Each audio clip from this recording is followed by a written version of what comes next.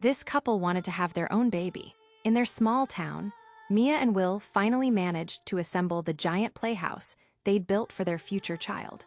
As they admired their work, Will noticed one piece left lying on the ground. The manual had warned repeatedly that every piece must be used for safety reasons, but the thought of dismantling the whole thing after hours of work was unbearable. While Will was distracted, Mia, acting on impulse, took the leftover piece and secretly tossed it into the ocean.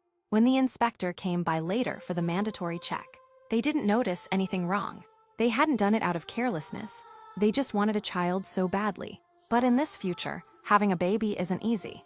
Due to extreme resource scarcity, the government strictly controls reproduction.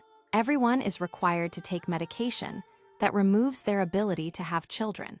In return, their lifespans are extended, a trade-off to maintain a stable workforce. New births are only allowed when someone else dies, and even then, only after passing an intense parental evaluation.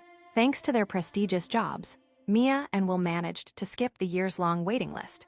They were finally approved for the parental evaluation, a 7-day test known as the procreation cooling-off period. But what they didn't know was that the real test hadn't even begun.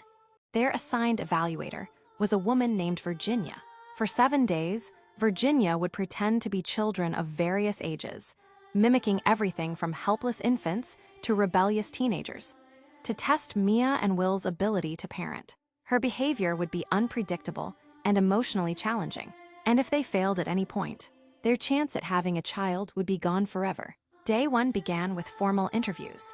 Will, a programmer, specialized in virtual pets, a necessary industry after all real animals had been exterminated to save resources. Mia, a botanist, managed a greenhouse where she cultivated rare plants in the harsh climate.